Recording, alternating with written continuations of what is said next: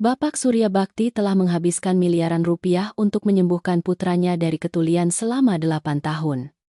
Tetapi semua dokter menggelengkan kepala. Putus asa. Sampai suatu hari, seorang asisten rumah tangga dari desa menemukan sesuatu yang aneh di telinga anak itu yang belum pernah disadari siapapun. Dan hanya dengan satu keputusan berani di malam hari, dia membuat seluruh keluarga konglomerat itu gempar. Tapi yang lebih mengerikan adalah kebenaran di balik penyakit anak itu. Bapak Surya Bakti adalah salah satu orang terkaya di Jakarta. Orang-orang sering melihatnya di koran dengan setelan jas mewah, proyek real estate senilai triliunan rupiah, dan deretan mobil mahal di depan gerbang villa di Pondok Indah. Semua orang mengira hidupnya adalah mimpi yang didambakan banyak orang. Dengan uang, ketenaran, dan kekuasaan, hampir tidak ada yang tidak bisa dibelinya jika dia mau. Tetapi tidak ada yang tahu bahwa di balik gerbang besi tinggi villa itu ada suasana dingin yang mencekik. Selama 8 tahun, rumah itu belum pernah diisi tawa anak-anak. Putra tunggalnya, Nam, terlahir tuli. Sejak lahir hingga usia 8 tahun, anak itu belum pernah mendengar suara apapun. Tidak mendengar suara hujan di beranda. Tidak mendengar kicau burung setiap pagi. Dan bahkan belum pernah mendengar suara ayahnya. Hal yang paling menyakitkan bagi Bapak Surya Bakti bukanlah kenyataan bahwa putranya cacat, melainkan tatapan kosong anak itu setiap kali melihat dunia bergerak di sekelilingnya dalam keheningan mutlak. Nam tumbuh sebagai bayangan kecil yang kesepian di villa yang luas. Anak itu jarang tersenyum. Juga tidak bermain dengan siapapun. Setiap hari hanya duduk sendiri di dekat jendela. Diam-diam menyusun mobil mainan menjadi barisan lurus, lalu melamun memandang keluar. Istri Bapak Surya Bakti meninggal sesaat setelah melahirkan Nam. Hari itu hujan sangat deras. Di ruang gawat darurat, dia menggenggam erat tangan istrinya selama berjam-jam. Sebelum menutup mata, istrinya berusaha mengatakan sesuatu kepada suaminya. Tetapi napasnya melemah lalu terhenti. Sejak hari itu, Bapak Surya Bakti selalu hidup dalam penyesalan. Dia merasa bahwa dia tidak bisa melindungi istri dan anaknya. Dan ketika dia mengetahui Nam tuli, rasa bersalah dalam dirinya semakin berat dari sebelumnya. Dia bekerja gila-gilaan, menghasilkan lebih banyak uang. Hanya dengan satu pikiran meskipun harus menukarkan segalanya. Dia harus menyembuhkan putranya. Selama 8 tahun, Bapak Surya Bakti membawa Nam berkeliling untuk berobat. Dari rumah sakit besar di Surabaya, Bandung hingga pusat medis terkenal di luar negeri. Dimanapun dia mendengar ada secercah harapan sekecil apapun, dia segera membawa putranya ke sana. Dia pernah menghabiskan miliaran rupiah hanya untuk satu kali pemeriksaan yang berlangsung kurang dari 1 jam. Dari dokter satu ke ahli lainnya. Semua menggelengkan kepala. Mereka melihat hasil scan, memeriksa pendengaran lalu menyimpulkan dengan kalimat dingin yang sama tidak bisa disembuhkan. Ada yang bahkan menyarankan dia untuk menerima kenyataan daripada terus berusaha sia-sia. Tetapi sebagai seorang ayah, bagaimana dia bisa menerima bahwa putranya harus hidup dalam keheningan selamanya? Semakin lama, Bapak Surya Bakti semakin tertutup. Dia tidak lagi suka muncul di pesta atau acara ramai. Setiap hari selain bekerja, dia hanya berkutat di villa bersama putranya. Tetapi antara ayah dan anak itu selalu ada jarak tak terlihat yang sangat besar. Dia ingin berbicara dengan Nam. Ingin memeluk putranya. Ingin mendengar putranya memanggilnya ayah satu kali. Tetapi semuanya sia-sia. Setiap kali melihat putranya berusaha membaca gerakan bibir orang lain lalu menunduk kecewa. Hatinya terasa sakit seperti diremas. Villa Bapak Surya Bakti selalu hening. Asisten rumah tangga berjalan pelan sehingga hampir tidak menimbulkan suara. Tidak ada yang berani memutar musik keras. Tidak ada yang tertawa. Semua orang di rumah itu mengerti bahwa majikannya membenci kebisingan. Tetapi sebenarnya hal yang paling dia benci adalah perasaan harus mendengar suara sementara putranya tidak bisa. Ada malam-malam yang sangat larut. Bapak Surya Bakti duduk sendiri di ruang tamu yang gelap. Melihat foto keluarga di meja lalu minum alkohol sampai pagi. Dalam foto itu, istrinya tersenyum sangat ceria. Sementara Nam yang saat itu baru beberapa bulan berada dalam pelukan ibunya. Itu adalah foto keluarga pertama dan terakhir mereka. Berkali-kali Bapak Surya Bakti bertanya-tanya mengapa dia bisa membeli segalanya di dunia tetapi tidak bisa membelikan putranya kemampuan untuk mendengar suara. Uang, kekuasaan, hubungan yang luas. Semuanya tiba-tiba menjadi tidak berarti di hadapan keheningan seorang anak. Pernah dia membentak seorang dokter di tengah rumah sakit karena orang itu mengatakan bahwa dia harus menyerah. Dia tidak bisa menerima bahwa orang lain menganggap putranya sebagai kasus yang tidak ada harapan. Tetapi hal yang paling menyakitkan baginya adalah Nam secara bertahap menjadi menjauh dari semua orang. Anak itu takut berinteraksi. Takut tatapan kasihan orang lain. Setiap kali ada tamu datang ke rumah, Nam sering diam-diam pergi ke kamarnya lalu mengunci pintu. Anak itu tidak suka melihat bibir orang lain bergerak sementara dia sendiri tidak bisa mengerti apa yang mereka katakan. Lambat laun, Nam hanya memiliki dunianya sendiri dengan model pesawat, buku bergambar, dan keheningan yang tak berujung. Bapak Surya Bakti tidak tahu bahwa setelah semua tahun-tahun keputusasaan itu, hidup ayah dan anak itu akan berubah oleh seseorang yang belum pernah dia pikirkan. Bukan profesor terkenal. Bukan dokter jenius. Juga bukan ahli dari luar negeri. Melainkan hanya seorang asisten rumah tangga miskin yang baru saja datang dari desa ke Jakarta untuk mencari nafkah. Seseorang yang sangat biasa sehingga tidak ada yang memperhatikannya. Dan justru gadis itulah yang akan menemukan rahasia mengerikan yang tersembunyi selama 8 tahun di telinga anak itu. Hari kematian istrinya juga merupakan hari ketika hidup Bapak Surya Bakti sepenuhnya berubah. Saat itu sore hari yang hujan deras di Jakarta. Langit gelap pekat seolah meramalkan hal buruk. Di koridor rumah sakit, dia berdiri bersandar pada dinding yang dingin. Kedua tangannya gemetar karena khawatir. Suara langkah kaki dokter. Suara troli gawat darurat. Suara orang yang berlalu lalang dengan tergesa-gesa membuat kepalanya pusing. Wanita yang paling dicintainya sedang terbaring di dalam ruang bersalin. Dan anak pertama mereka akan segera lahir. Dia mengira hari itu akan menjadi hari paling bahagia dalam hidupnya. Tetapi kemudian segalanya runtuh hanya dalam beberapa jam singkat. Ketika pintu ruang gawat darurat terbuka, dokter keluar dengan wajah muram. Hanya dengan melihat tatapan itu, Bapak Surya Bakti sudah merasa kakinya lemas. Dia berlari bertanya di mana istrinya. Tetapi yang menjawab hanyalah keheningan yang menakutkan. Dokter itu perlahan mengatakan bahwa pasien mengalami pendarahan yang sangat parah. Rumah sakit sudah berusaha sekuat tenaga tetapi tidak bisa menyelamatkannya. Telinga Bapak Surya Bakti berdengung. Semua suara di sekitarnya seolah menghilang. Dia tidak percaya bahwa wanita yang baru saja tertawa bersamanya pagi itu kini telah pergi selamanya. Dia berlari ke ruang gawat darurat seperti orang kehilangan akal. Istrinya terbaring tak bergerak di ranjang. Wajahnya pucat pasi. Bibirnya tidak lagi memiliki sedikit pun kehidupan. Dia berlutut di sampingnya, menggenggam erat tangan istrinya yang semakin dingin. Wanita itu pernah mengatakan kepadanya bahwa hal yang paling dia inginkan adalah melihat anaknya tumbuh dalam keluarga yang bahagia. Tetapi dia belum sempat memeluk anaknya sudah harus pergi. Bapak Surya Bakti menangis di samping ranjang rumah sakit. Untuk pertama kalinya dalam hidupnya, dia merasa tidak berdaya seperti itu. Anak itu dibawa kepadanya segera setelah itu. Sesosok makhluk kecil terbungkus selimut putih. Matanya terpejam. Wajahnya merah muda karena baru lahir. Bapak Surya Bakti memeluk anaknya dan hatinya sakit seperti terkoyak. Anak ini baru lahir sudah kehilangan ibunya. Dia menunduk menatap anaknya lama lalu terisak-isak menamai anak itu Nam. Karena dia berharap anaknya nanti akan sekuat angin selatan melewati segala badai. Bulan-bulan pertama setelah kematian istrinya, Bapak Surya Bakti hampir hidup dalam neraka. Siang Hari dia bekerja keras untuk melupakan rasa sakit.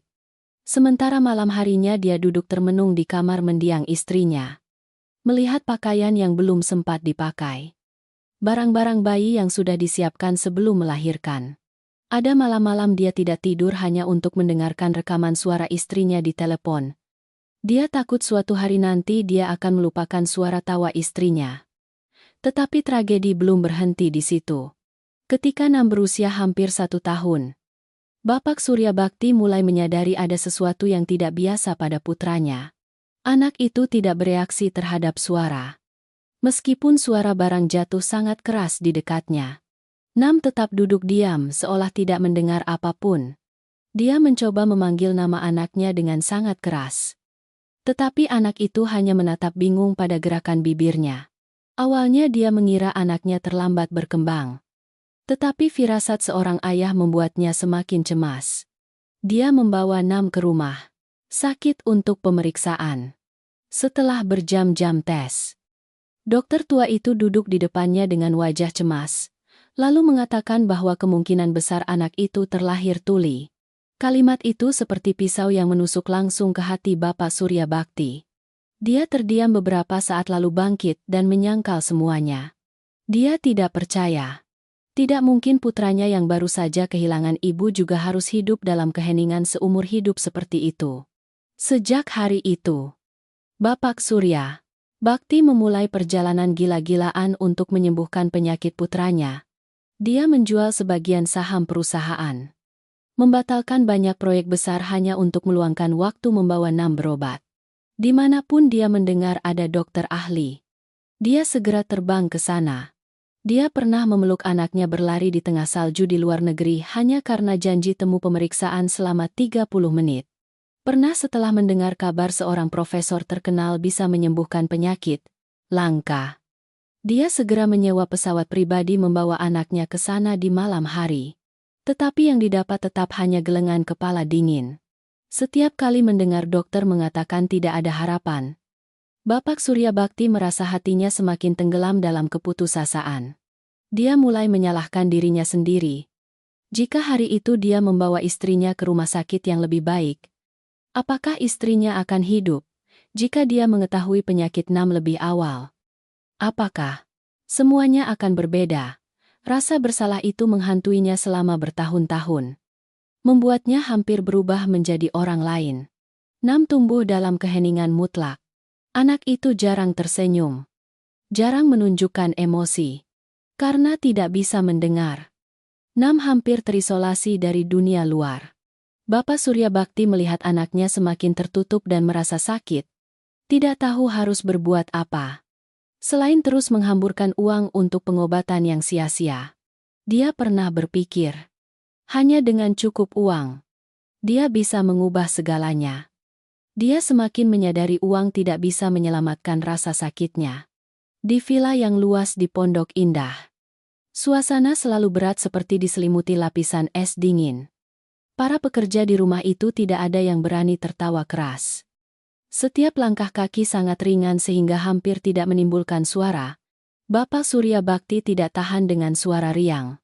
Karena setiap kali mendengar tawa anak-anak di jalan, dia teringat putranya yang belum pernah mendengar suara apapun di dunia. Ada malam-malam yang sangat larut. Dia duduk di samping tempat tidur Nam menatap anaknya lama. Anak itu tidur sangat nyenyak. Wajahnya persis seperti ibunya. Dia mengusap rambut anaknya lalu terisak-isak berbisik, "Ayah minta maaf." Tetapi Nam tidak bisa mendengar permintaan maaf itu. Dan itulah rasa sakit terbesar di hati ayah kaya itu. Dia tidak tahu bahwa setelah 8 tahun keputusasaan, hidup ayah dan anak itu akan melangkah ke persimpangan yang sama sekali berbeda. Dimulai dari kedatangan seorang gadis miskin yang baru saja datang ke Jakarta untuk mencari nafkah. Selama 8 tahun, Bapak Surya Bakti hampir hidup hanya dengan satu tujuan, yaitu menyembuhkan penyakit putranya. Orang luar melihatnya sebagai pria yang berkuasa, dingin, dan paling sukses di Jakarta. Tapi tidak ada yang tahu di balik penampilan itu adalah seorang ayah yang putus asa setiap hari. Setelah istrinya meninggal, Nam menjadi satu-satunya alasan dia terus hidup. Oleh karena itu, dia tidak membiarkan dirinya menyerah. Meskipun hanya sekali. Sejak Nam didiagnosis tuli bawaan, Bapak Surya Bakti mulai gila-gilaan mencari harapan. Awalnya dia masih percaya bahwa hanya dengan bertemu dokter yang tepat, putranya akan sembuh. Dia membawa Nam ke rumah sakit terbesar di kota. Dari profesor ini hingga ahli itu bergantian memeriksa anak itu. Mereka menggunakan berbagai macam peralatan modern, melakukan berbagai macam tes, dan akhirnya tetap hanya mengatakan kalimat yang sama. Kemungkinan pemulihan hampir nol. Tetapi Bapak Surya Bakti tidak menerima itu. Dia selalu percaya bahwa di suatu tempat masih ada orang yang bisa menyelamatkan putranya. Setiap kali mendengar seseorang merekomendasikan tempat dengan harapan terkecil pun, dia segera membawa Nam ke sana. Ada perjalanan yang berlangsung berbulan-bulan hanya untuk bertemu seorang dokter terkenal selama beberapa puluh menit. Dia pernah menggendong anaknya berlarian di bandara tengah malam karena takut terlambat jadwal pemeriksaan. Nam masih terlalu kecil untuk mengerti apa yang sedang terjadi. Anak itu hanya diam bersandar di pelukan ayahnya. Matanya bingung melihat orang-orang berlalu lalang. Ketika Nam berusia 3 tahun, Bapak Surya Bakti membawa putranya ke Bandung untuk bertemu seorang profesor terkemuka di bidang pendengaran. Orang-orang mengatakan profesor itu pernah berhasil menyembuhkan banyak anak yang tampaknya tidak ada harapan. Bapak Surya Bakti telah menunggu selama 6 jam di luar ruang praktik hanya untuk bertemu dengannya. Tetapi setelah pemeriksaan selesai, profesor tua itu hanya menghela napas, lalu melepas kacamatanya. Dia mengatakan penyakit Nam sangat sulit. Hampir tidak ada lagi kesempatan. Mendengar kalimat itu, Bapak Surya Bakti terdiam. Dia duduk diam di kursi sangat lama. Sampai suster harus memanggilnya beberapa kali baru dia bisa bangkit. Lalu dia terus membawa putranya berobat ke luar negeri. Pernah ayah dan anak itu tinggal di sebuah rumah sakit selama hampir 3 bulan untuk observasi. Setiap hari Nam harus menjalani tes, scan, suntikan. Anak itu kesakitan sampai menangis tetapi tidak bisa mendengar tangisannya sendiri. Setiap kali melihat anaknya meringis kesakitan, hati Bapak Surya Bakti seperti diiris pisau. Tetapi dia tetap berusaha bertahan karena berpikir bahwa setelah semua ini anaknya akan bisa mendengar suara. Uang yang dihabiskan untuk pengobatan begitu banyak sehingga tidak ada yang bisa menghitungnya. Ada yang mengatakan Bapak Surya Bakti telah menghabiskan seluruh kekayaannya tetapi tidak bisa menyelamatkan putranya. Tetapi bagi dia, berapapun uang yang hilang tidak masalah. Asalkan Nam bisa mendengar panggilan ayah 1 kali saja sudah cukup. Dia pernah membeli sebuah rumah di dekat rumah sakit hanya untuk memudahkan pengobatan putranya. Ada waktu dia hampir tidak pulang ke kantor. Semua pekerjaan diserahkan kepada bawahan. Satu-satunya yang dia pedulikan hanyalah kondisi Nam. Tetapi semakin berharap dia semakin kecewa. Setelah setiap pengobatan yang gagal, Nam semakin tertutup. Anak itu mulai takut rumah sakit. Takut jubah putih. Takut kamar-kamar dingin yang berbau antiseptik. Hanya dengan melihat dokter mendekat, Nam segera meringkuk. Matanya penuh ketakutan. Pernah anak itu meronta-ronta dengan sangat kuat sampai jatuh dari ranjang pemeriksaan. Bapak Surya Bakti harus memeluk erat anaknya baru bisa menahannya. Saat itu, untuk pertama kalinya dia menyadari bahwa pengobatan tidak hanya membuatnya menderita, tetapi juga melukai putranya setiap hari. Namun dia tetap tidak berhenti. Dia takut jika dia menyerah maka Nam akan selamanya hidup dalam keheningan. Setiap malam dia duduk meninjau kembali rekam medis putranya. Membaca setiap baris hasil meskipun tidak sepenuhnya mengerti istilah-istilah medis. Dia selalu berpikir mungkin dia melewatkan sesuatu. Pernah menjelang pagi, asisten rumah tangga melewati ruang kerjanya masih melihat dia duduk sendiri di depan tumpukan kertas yang menjulang tinggi. Matanya merah karena begadang. Villa Bapak Surya Bakti semakin dingin. Para pekerja di rumah itu semuanya mengerti suasana hati majikannya, sehingga tidak ada yang berani berbicara keras. Suasana selalu berat seolah ada batu yang menimpa semua orang. Nam semakin jarang berkomunikasi. Anak itu tidak bermain dengan anak-anak seusianya. Juga tidak mau keluar. Dunianya hanya tersisa mainan yang tersusun rapi di kamar dan keheningan yang tak berujung. Ada satu hal yang paling menyakitkan bagi Bapak Surya Bakti. Meskipun tidak bisa mendengar suara, Nam selalu melihat bibir ayahnya setiap kali dia berbicara. Anak itu berusaha menebak apa yang ingin ayahnya katakan. Pernah Bapak Surya Bakti terlalu emosional sehingga memeluk anaknya lalu menangis. Dia berbicara banyak. Mengatakan betapa dia mencintai anaknya. Mengatakan bahwa dia minta maaf karena belum bisa menyembuhkan anaknya. Tetapi Nam hanya dia menatapnya. Matanya polos tidak mengerti mengapa ayahnya begitu menderita. Bertahun-tahun berlalu. Harapan dalam diri Bapak Surya Bakti mulai memudar. Dia masih terus mengobati Nam. Tetapi jauh di dalam hatinya sudah muncul perasaan tidak berdaya. Dia mulai bertanya-tanya apakah semua yang dikatakan dokter itu benar. Apakah putranya benar-benar tidak bisa disembuhkan. Tetapi setiap kali melihat Nam duduk sendiri di dekat jendela, dia tidak rela menyerah. Ada malam-malam hujan deras. Bapak Surya Bakti berdiri sangat lama di balkon melihat kota yang terang benderang. Dia teringat istrinya. Jika istrinya masih hidup, mungkin segalanya akan berbeda. Mungkin Nam tidak akan kesepian seperti sekarang. Dia selalu merasa dirinya telah gagal. Tidak bisa menjaga istrinya. Juga tidak bisa menyelamatkan putranya. Dia tidak tahu bahwa selama dia berlarian mencari keajaiban, kebenaran justru terletak tepat di samping putranya. Dan tak lama lagi, seorang gadis miskin yang baru saja masuk ke villa itu akan melihat apa yang semua dokter terbaik lewatkan selama 8 tahun. Villa Bapak Surya Bakti terletak jauh di dalam perumahan mewah terkenal di Pondok Indah. Hanya gerbang besi di depan rumah saja sudah cukup membuat orang terkesima. 2 baris pohon tinggi yang dipangkas rapi membentang dari gerbang luar hingga ke halaman utama. Pada malam hari, seluruh area villa terang benderang dengan lampu kuning mewah. Terlihat dari jauh seperti sebuah kastil di tengah kota. Orang luar semua mengira tempat itu pasti penuh tawa dan kebahagiaan. Tetapi hanya mereka yang tinggal di dalamnya yang mengerti betapa dinginnya rumah itu. Begitu masuk, hal pertama yang dirasakan orang bukan kemewahan melainkan keheningan yang menakutkan. Tidak ada suara musik.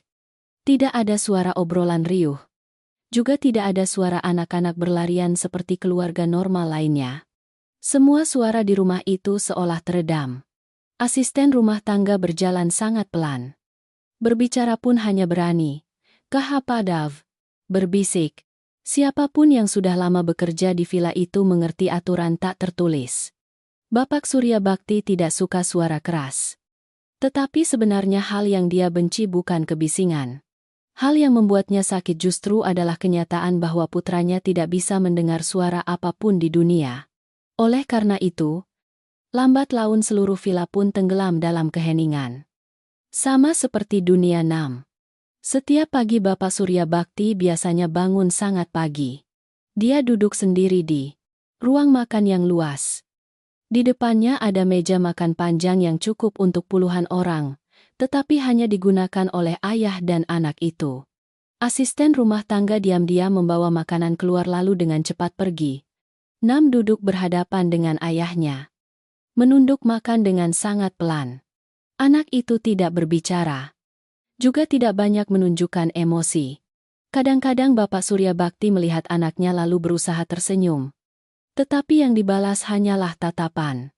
Bingung Nam ketika melihat bibir ayahnya bergerak tanpa mengerti apa yang ayahnya katakan. Setelah sarapan, Bapak Surya Bakti biasanya pergi ke kantor. Sementara Nam di rumah bersama guru les dan asisten rumah tangga. Hidup anak itu berulang-ulang monoton sampai menyedihkan.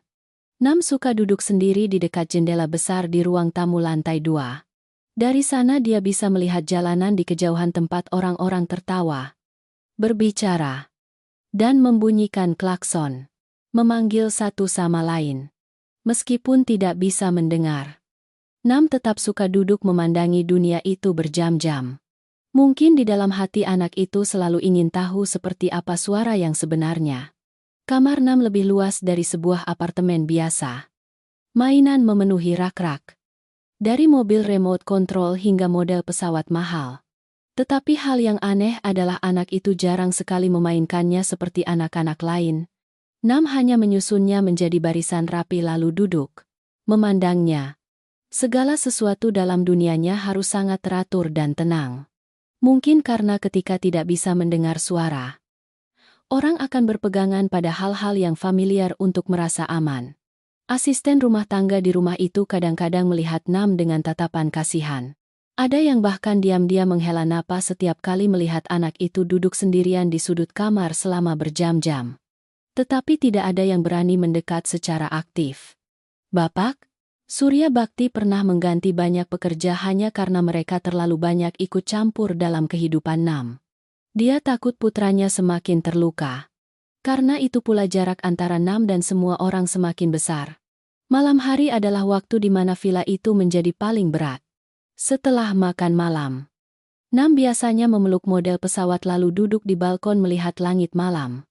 Anak itu sangat suka pesawat karena bisa terbang sangat jauh. Pernah guru lesnya bercerita bahwa Nam pernah menulis di kertas sebuah kalimat yang sangat singkat. Jika aku bisa mendengar, aku ingin mendengar suara pesawat pertama. Ketika membaca kalimat itu, Bapak Surya Bakti terdiam sangat lama lalu pergi ke kamarnya dan mengunci pintu sepanjang malam. Di villa itu ada sebuah kamar yang selama bertahun-tahun hampir tidak ada yang boleh masuk, yaitu kamar mendiang istri Bapak Surya Bakti. Segala sesuatu di dalamnya masih tetap utuh seperti saat dia masih hidup. Dari gaun yang tergantung di lemari hingga botol parfum di meja rias tidak berubah sedikit pun. Ada malam-malam Bapak Surya Bakti duduk di kamar itu sampai pagi. Sendirian melihat foto pernikahan lalu minum alkohol dalam keheningan. Dia selalu merasa jika hari itu dia membawa istrinya ke rumah sakit lain, mungkin segalanya tidak akan berakhir seperti ini. Rasa sakit kehilangan istri dan ketidakberdayaan di hadapan penyakit putranya membuat Bapak Surya Bakti secara punya bertahap berubah menjadi orang yang dingin. Dia jarang tersenyum, jarang berbicara, dan hampir tidak lagi percaya pada apapun selain uang. Dia berpikir hanya dengan uang dia bisa menemukan orang yang menyelamatkan putranya.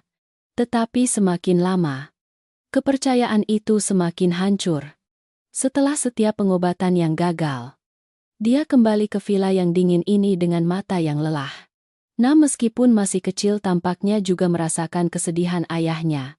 Setiap kali melihat Bapak Surya Bakti minum sendirian, anak itu sering berdiri dari jauh menatapnya sangat lama. Pernah Nam mendekat dan meletakkan tangannya di bahu ayahnya dengan sangat pelan. Bapak Surya Bakti menoleh melihat anaknya lalu memeluk anak itu dan menangis. Tetapi Nam tidak mendengar tangisan itu. Dia hanya melihat bahu ayahnya bergetar. Hal yang paling menyedihkan adalah selama 8 tahun, villa itu belum pernah diisi suara panggilan ayah. Bapak Surya Bakti telah membayangkan momen itu ribuan kali di benaknya.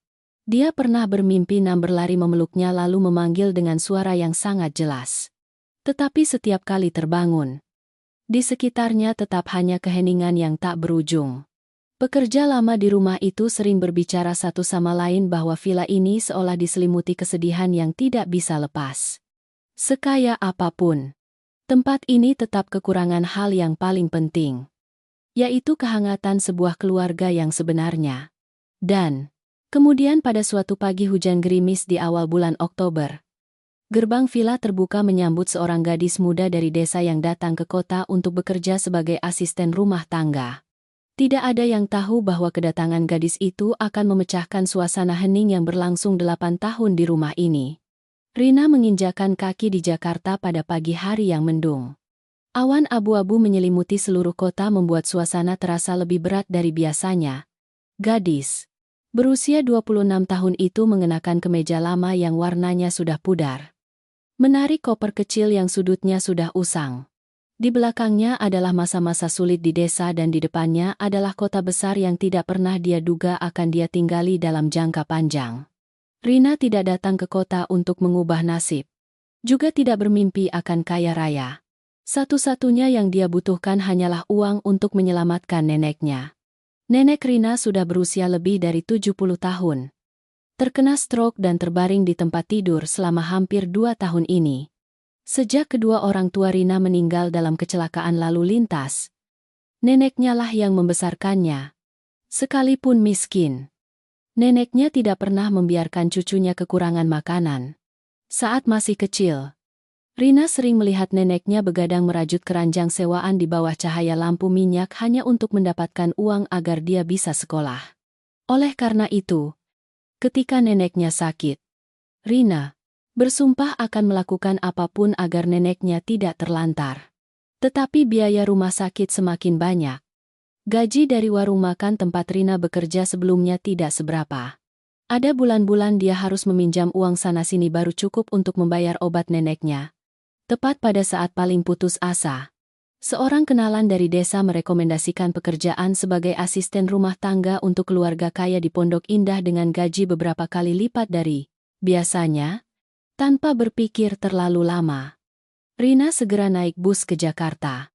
Ketika berdiri di depan gerbang besar Villa Bapak Surya Bakti, dia hampir terkesima. Sebelumnya Rina belum pernah melihat rumah seluas dan seindah itu. 2 baris pohon tinggi membentang di sepanjang jalan masuk. Halaman berlantai batu berkilauan. Mobil-mobil mewah terparkir penuh di dalamnya. Rina menggenggam erat tali tasnya. Hatinya berdebar cemas. Dia tahu tempat-tempat seperti ini biasanya sangat ketat terhadap pekerja. Orang yang membuka pintu untuk Rina adalah Ibu Siti, pengurus villa.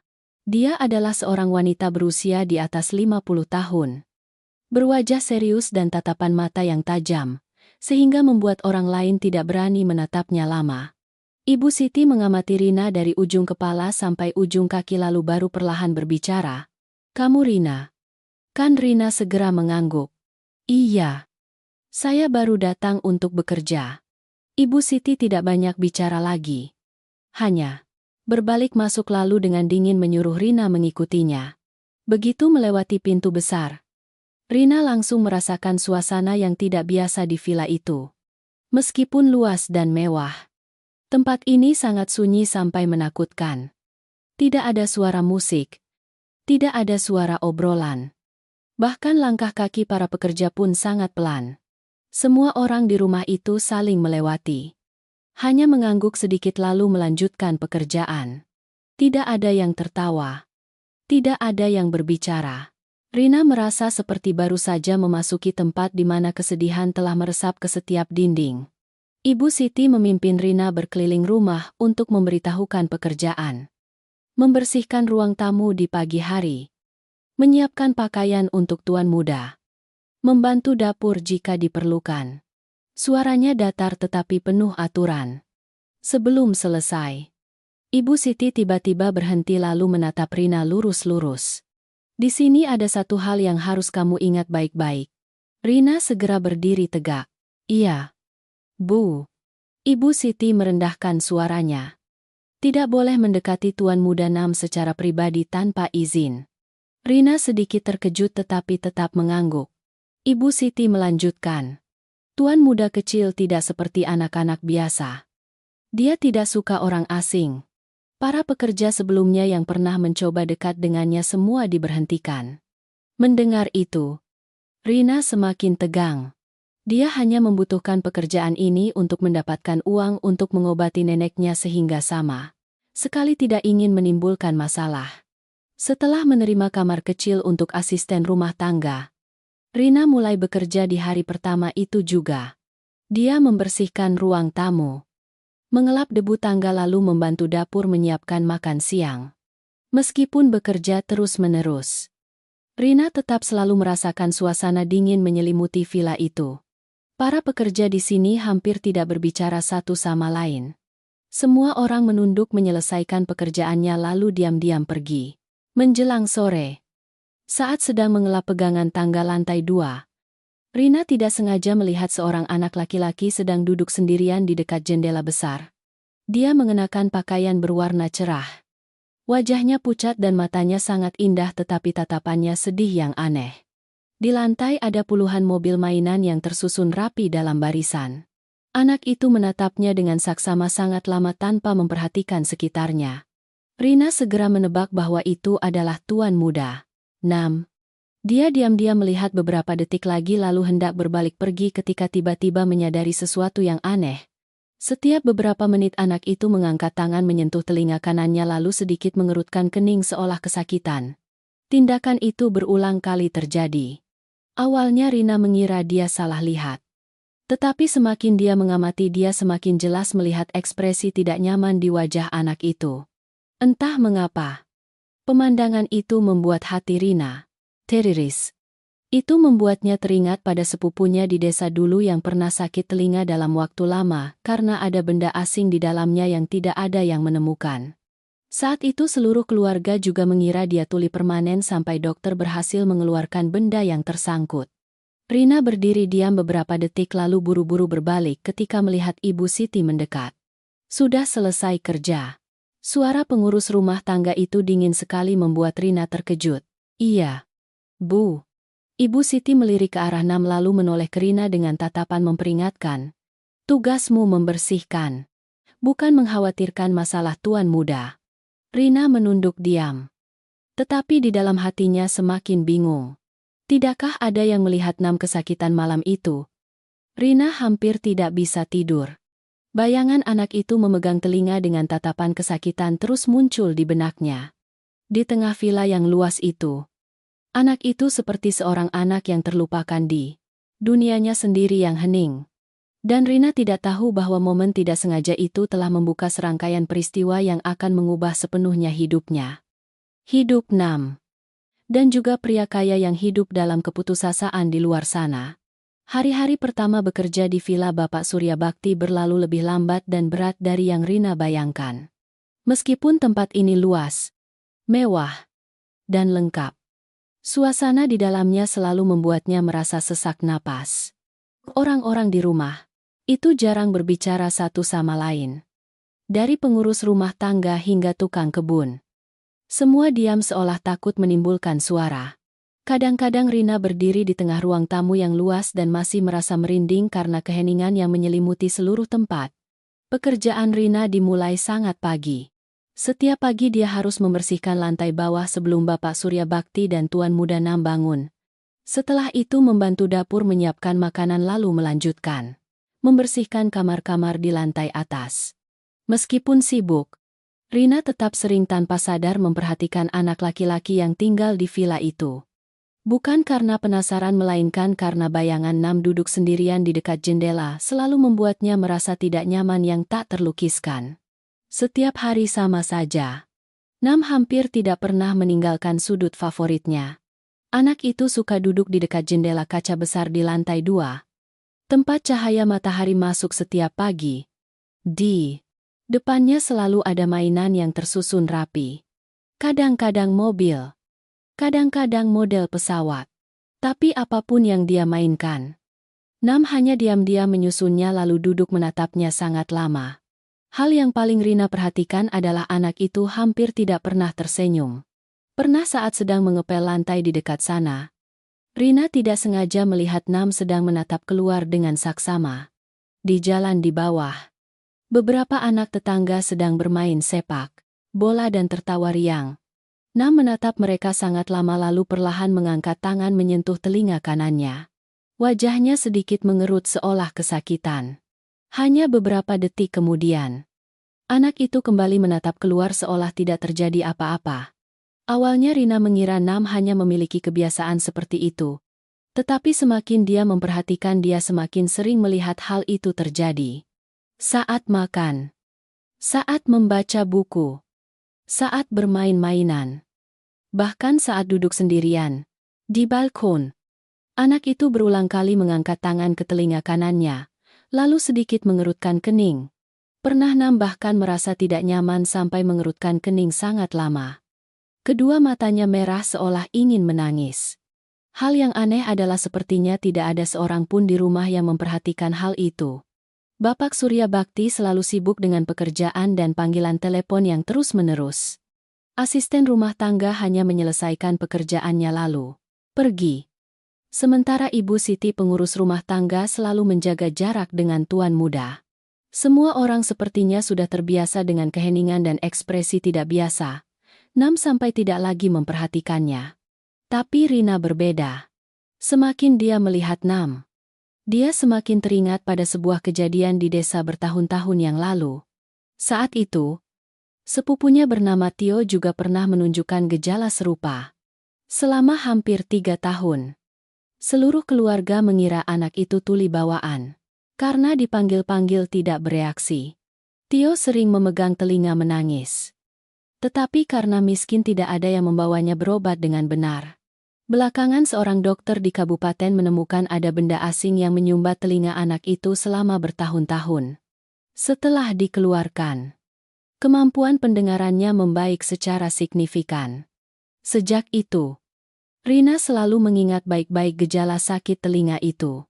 Oleh karena itu, setiap kali melihat Nam menyentuh telinga kanannya, hatinya kembali merasakan kecemasan.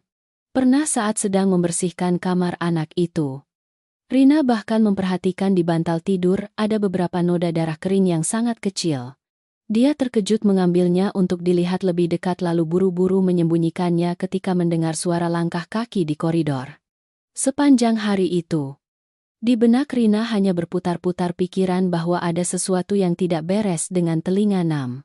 Suatu sore hujan gerimis. Rina sedang mengelap jendela ketika melihat Nam duduk di lantai memegangi kepalanya sangat lama. Wajahnya pucat. Tangannya terus-menerus menekan kuat telinga kanannya. Mungkin terlalu sakit sehingga matanya merah meskipun tidak mengeluarkan suara tangisan. Rina tetap merasakan dengan jelas ketidaknyamanan dan ketidakberdayaan anak itu. Hatinya tiba-tiba tercekik. Tidak tahan lagi. Rina hendak mendekat untuk bertanya kabar ketika tiba-tiba Ibu Siti muncul di belakangnya. Suaranya dingin sekali. "Sedang apa kamu?" Rina terkejut berbalik. "Oh, saya hanya melihat tuan muda Nam sepertinya tidak sehat." Ibu Siti melirik Nam lalu menoleh ke Rina dengan tatapan memperingatkan. "Tugasmu membersihkan, bukan mengkhawatirkan masalah tuan muda." Rina menunduk diam. Tetapi di dalam hatinya semakin bingung. Tidakkah ada yang melihat Nam kesakitan malam itu? Rina hampir tidak bisa tidur. Bayangan anak itu memegang telinga dengan tatapan. Kesakitan terus muncul di benaknya.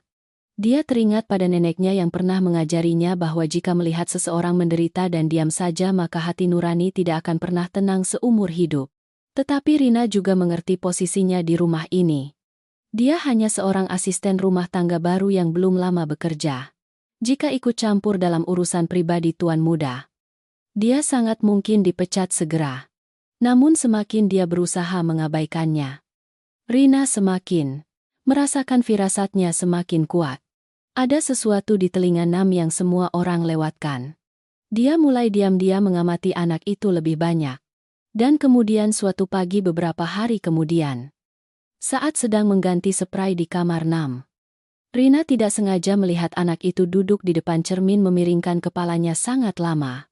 Di bawah cahaya yang masuk miring dari jendela, dia samar-samar melihat jauh di dalam telinga kanan. Nam ada gumpalan berwarna hitam yang tidak biasa.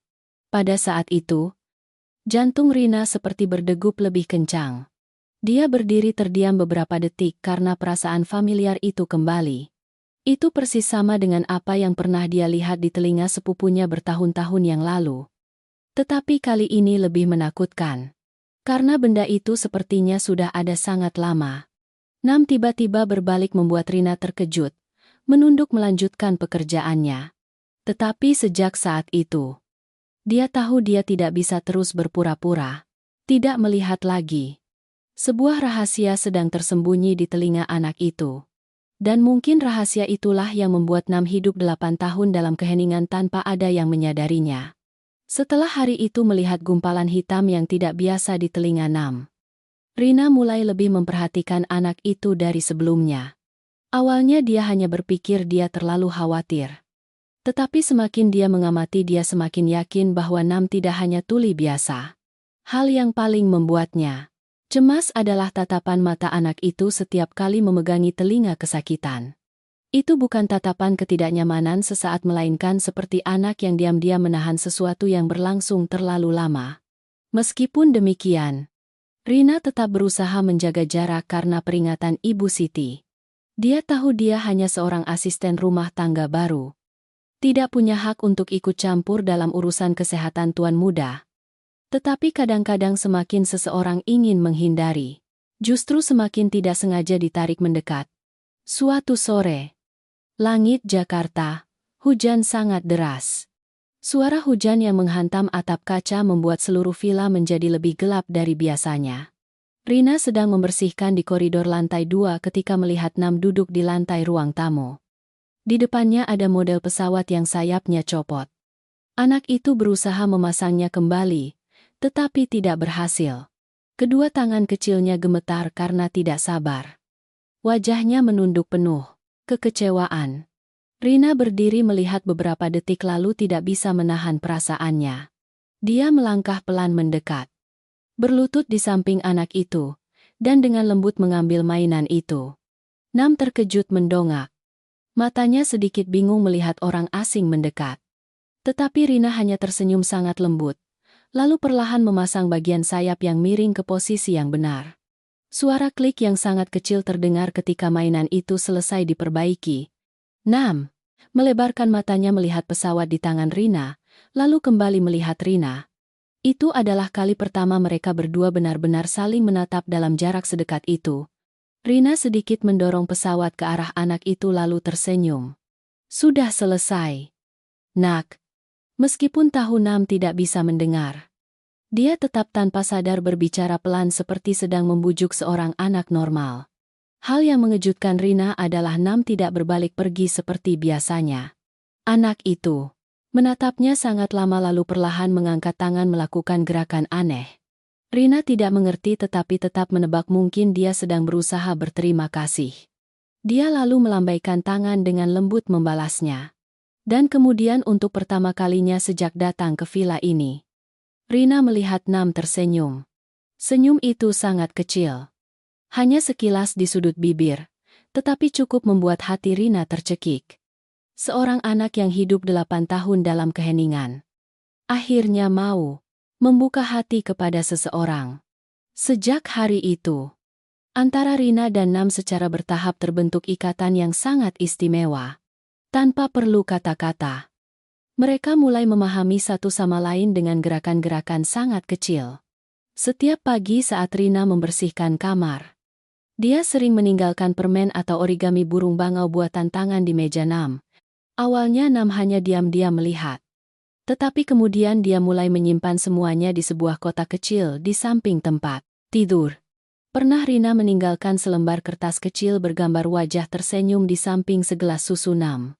Sore harinya ketika kembali, dia melihat di meja muncul gambar coretan pesawat dan wajah tersenyum yang miring.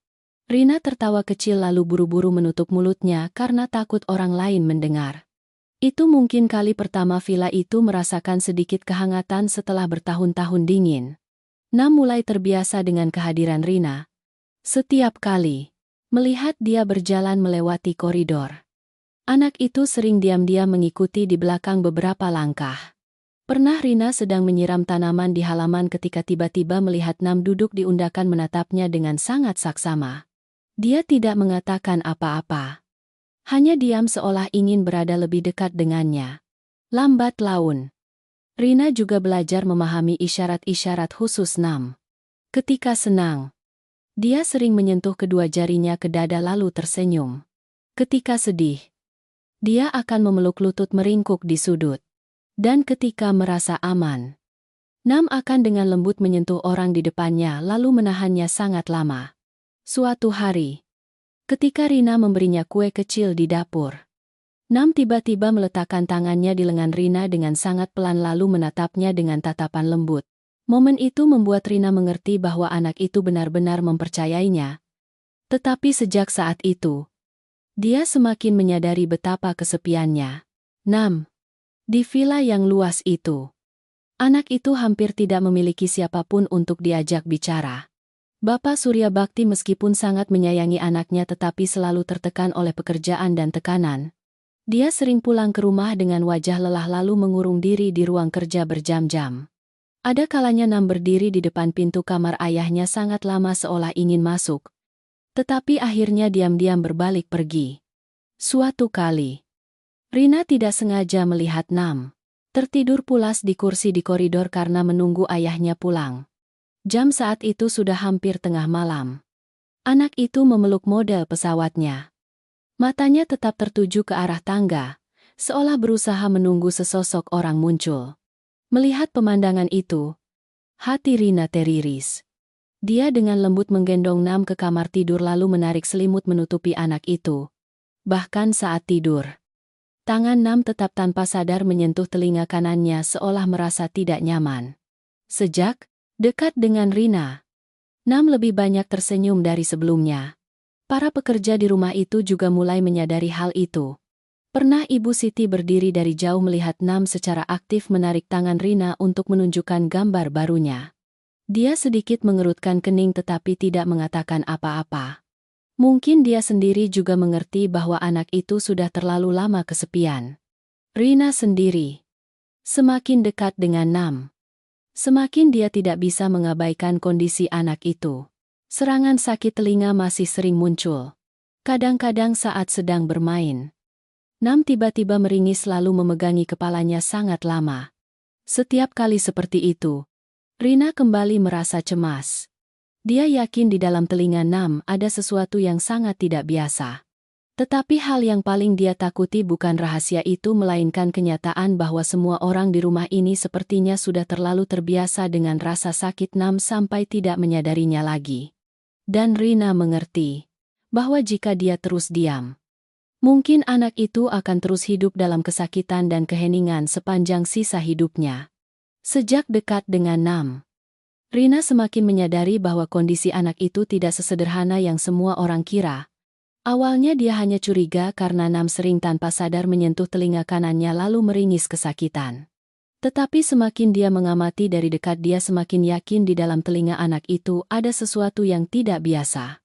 Hal yang paling menghantui Rina adalah tatapan mata Nam setiap kali rasa sakit itu muncul. Itu bukan rasa tidak nyaman sesaat melainkan seperti seorang anak yang telah menahan diri dalam diam selama waktu yang sangat panjang. Suatu pagi akhir pekan, Bapak Surya Bakti pergi dinas sejak pagi sehingga villa menjadi lebih sunyi dari biasanya.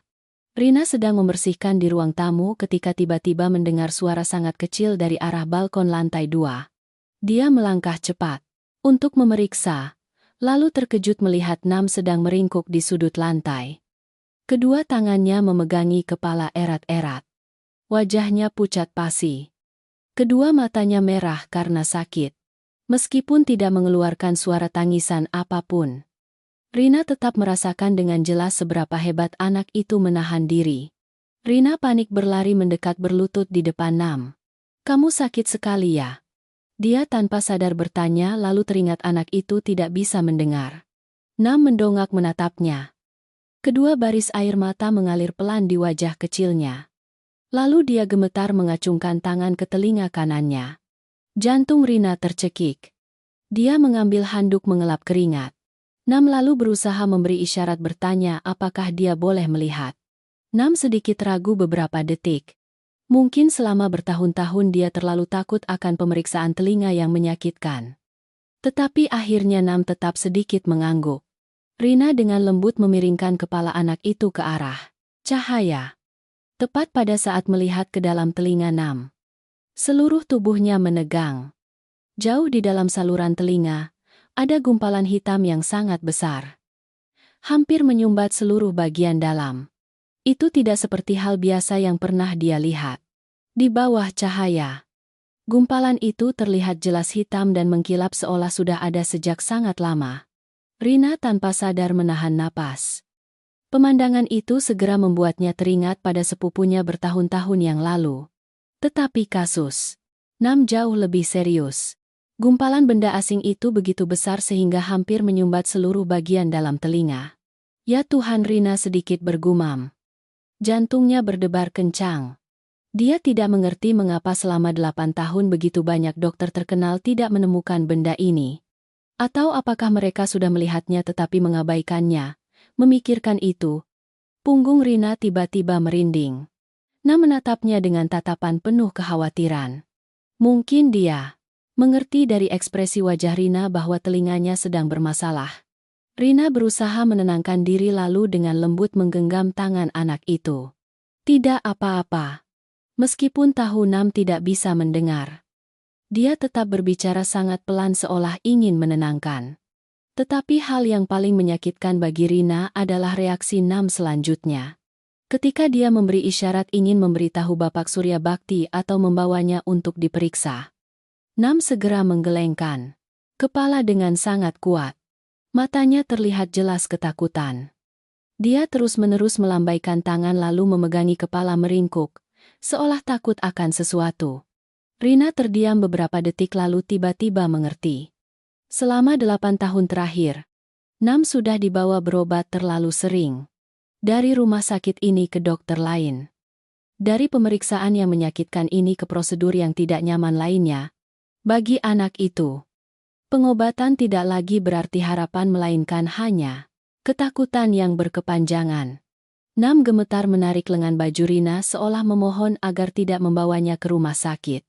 Melihat tatapan panik itu, hatinya sakit seperti diremas. Seorang anak berusia 8 tahun seharusnya bisa bermain dengan riang. Tetapi sekarang hanya dengan menyebut dokter sudah takut seperti itu. Malam itu, Rina hampir tidak bisa fokus bekerja. Di benaknya terus-menerus muncul bayangan gumpalan benda asing di dalam telinga Nam. Semakin dia memikirkannya, dia semakin merasa ada yang tidak beres. Tidak mungkin begitu banyak dokter ahli melewatkan hal yang begitu jelas. Kecuali jika mereka tidak pernah benar-benar peduli untuk mencari tahu penyebabnya. Rina teringat saat Bapak Surya Bakti membawa dokter ke rumah untuk memeriksa Nam. Mereka selalu membawa banyak peralatan modern. Berbicara berbagai macam istilah sulit, lalu akhirnya tetap menyimpulkan tidak bisa disembuhkan. Setelah setiap kali seperti itu, Bapak Surya Bakti mengeluarkan banyak uang. Tetapi kondisi Nam tetap tidak berubah. Untuk pertama kalinya dalam hidupnya, Rina mulai mencurigai orang-orang yang berprofesi sebagai dokter itu. Malam tiba. Seluruh villa tenggelam dalam keheningan. Rina berbaring di tempat tidur kecil di kamar asisten rumah tangga tetapi tidak bisa tidur. Dia terus gelisah dengan pikiran bahwa jika memang hanya benda asing yang menyumbat maka Nam memiliki kesempatan penuh untuk bisa mendengar seperti anak normal. Tetapi kemudian dia kembali memaksakan diri untuk menghentikan pikiran itu. Dia bukan dokter. Dia hanya seorang gadis desa yang datang ke kota untuk bekerja sebagai asisten rumah tangga. Bagaimana jika dia salah?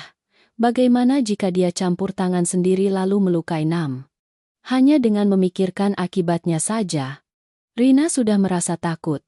Namun semakin dia berusaha mengabaikannya, dia semakin teringat pada tatapan kesakitan Nam saat memegangi telinga menangis dalam keheningan. Anak itu sudah menahan diri selama 8 tahun. Dan mungkin di villa ini, Rina adalah satu-satunya orang yang benar-benar menyadari bahwa rasa sakit itu tidak pernah hilang.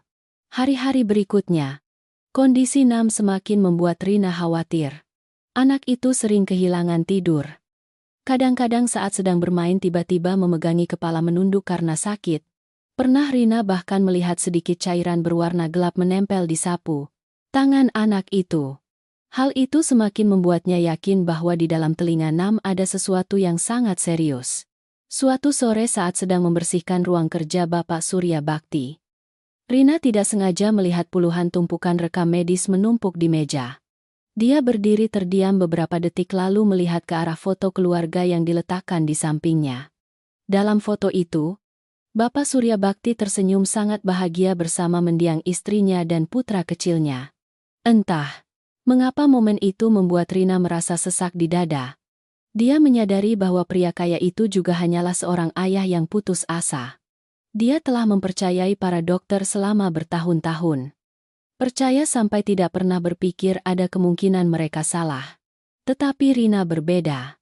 Instingnya mengatakan kepadanya bahwa kebenaran ada di dalam telinga Nam. Dan jika dia terus menunda-nunda, mungkin anak itu akan terus hidup dalam kesakitan selama bertahun-tahun lagi. Untuk pertama kalinya sejak menginjakkan kaki di villa ini, Rina mulai memikirkan sesuatu yang sangat berani. Mungkin dia harus melakukan sesuatu sendiri sebelum terlambat. Setelah malam melihat gumpalan benda asing besar di dalam telinga Nam, Rina hampir tidak bisa tenang lagi. Dia berusaha melakukan segalanya seperti biasa. Tetapi pikirannya selalu dihantui oleh tatapan kesakitan anak itu. Hanya dengan memejamkan mata, dia kembali teringat bayangan Nam memegang telinga kanannya erat-erat, meringkuk di sudut balkon dan menangis tanpa suara. Perasaan itu membuat hati Rina sesak seperti ada batu yang menekan dadanya. Hari-hari berikutnya, dia mulai hidup dalam keadaan terkoyak terus-menerus. Di satu sisi ketakutan, di sisi lain perasaan tidak bisa lagi berdiam diri. Rina tahu betul posisinya. Dia hanya seorang asisten rumah tangga baru yang baru bekerja kurang dari 2 bulan. Tidak punya gelar, tidak punya keahlian, apalagi hak untuk ikut campur dalam urusan kesehatan tuan muda.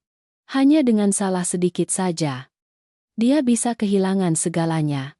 Setiap malam setelah selesai bekerja, Rina sering duduk sendirian di kamar kecil di belakang rumah lalu menatap kosong. Suara kipas yang berputar monoton di langit-langit justru membuat pikirannya semakin kacau.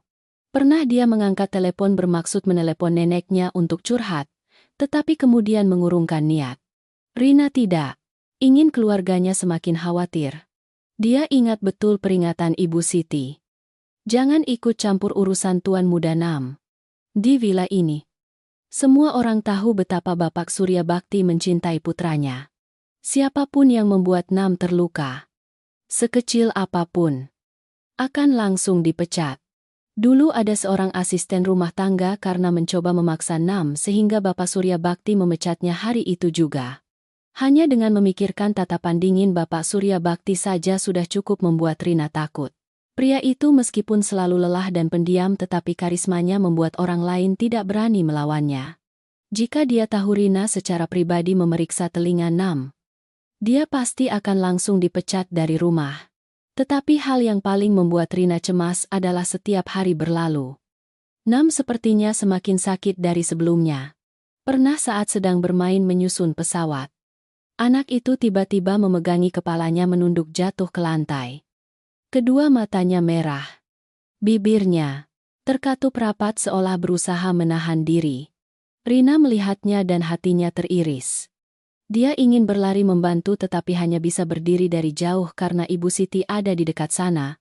Malam itu, ketika seluruh villa sudah tidur, Rina diam-diam keluar ke halaman belakang duduk sendirian. Udara Jakarta menjelang malam agak dingin. Angin berhembus melalui pepohonan menghasilkan suara gemerisi kecil. Dia mendongak menatap langit gelap lalu tanpa sadar teringat adik laki-lakinya dulu. Saat itu adik Rina baru berusia 14 tahun terkena penyakit parah. Keluarga miskin sehingga tidak punya uang untuk berobat dengan layak. Awalnya hanya rasa sakit ringan tetapi semakin lama penyakitnya semakin parah. Adik laki-lakinya sering memegangi dada sesak napas lalu terbaring meringkuk di tempat tidur. Rina masih ingat dengan jelas tatapan memohon adik laki-lakinya saat itu. Tetapi dia tidak berdaya hanya bisa berdiri melihat. Pada hari adik laki-lakinya meninggal, Rina memeluk erat adiknya dan menangis sampai tubuhnya lemas. Sebelum menutup mata, anak itu masih berusaha menggenggam tangan kakaknya seolah ingin menahan sesuatu. Momen itu menjadi bayangan yang mengikuti Rina selama bertahun-tahun. Dia selalu menyalahkan dirinya sendiri bahwa jika saat itu keluarganya punya uang untuk berobat, mungkin adik laki-lakinya tidak akan meninggal. Oleh karena itu, setiap kali melihat Nam kesakitan dalam keheningan, Rina kembali melihat bayangan adik laki-lakinya dulu. Dia tidak tahan dengan perasaan harus berdiri tidak berdaya lagi. Tetapi kemudian segera setelah itu, akal sehat menariknya kembali ke kenyataan. Ini bukan adik laki-lakinya. Ini adalah putra seorang konglomerat terkenal. Jika dia secara pribadi melakukan sesuatu yang salah, akibatnya akan sangat mengerikan. Tidak hanya kehilangan pekerjaan, dia juga bisa dituntut, bahkan dipenjara. Saat itu, Bagaimana neneknya akan hidup? Siapa yang akan membayar biaya rumah sakit untuk neneknya semakin dia memikirkannya? Rina semakin putus asa. Selama beberapa malam berturut-turut dia hampir tidak bisa tidur. Setiap kali memejamkan mata, pikirannya kembali memunculkan dua bayangan yang berlawanan. Di satu sisi, Nam dengan mata kesakitan memohon bantuan dalam keheningan. Di sisi lain neneknya yang sudah tua dan lemah terbaring di ranjang rumah sakit menunggu uang obat setiap bulan. Pernah menjelang pagi, Rina menangis di kamarnya karena tekanan yang terlalu besar. Dia mengambil handuk lama menutupi mulutnya agar tidak ada yang mendengar isakannya. Dari kecil hingga dewasa, Rina belum pernah merasa dirinya berada dalam situasi sesulit ini. Hari-hari berikutnya, dia mulai diam-diam mencari tahu lebih banyak tentang kondisi Nam. Saat membersihkan ruang kerja Bapak Surya Bakti, Rina diam-diam melihat tumpukan rekam medis yang tebal di meja. Meskipun tidak sepenuhnya mengerti istilah-istilahnya, dia tetap menyadari sebagian besar hanya berbicara tentang kehilangan kemampuan mendengar bawaan. Tidak ada yang menyebutkan benda asing di telinga. Hal itu semakin membuat Rina merasa tidak biasa. Bagaimana mungkin gumpalan hitam sebesar itu tidak ada yang menemukan selama 8 tahun? Atau apakah memang ada yang tahu tetapi sengaja mengabaikannya? Pikiran itu membuat punggungnya merinding. Suatu sore, Rina tidak sengaja mendengar percakapan antara beberapa asisten rumah tangga di dapur. Mereka mengatakan Bapak Surya Bakti telah menghabiskan miliaran rupiah untuk pengobatan Nam. Ada dokter yang hanya datang memeriksa sebentar saja sudah menerima uang sebanyak yang tidak bisa dihasilkan orang lain seumur hidup. Seseorang bahkan menghela napas kecil. Kalau tuan muda kecil sembuh, pasti banyak rumah sakit yang rugi.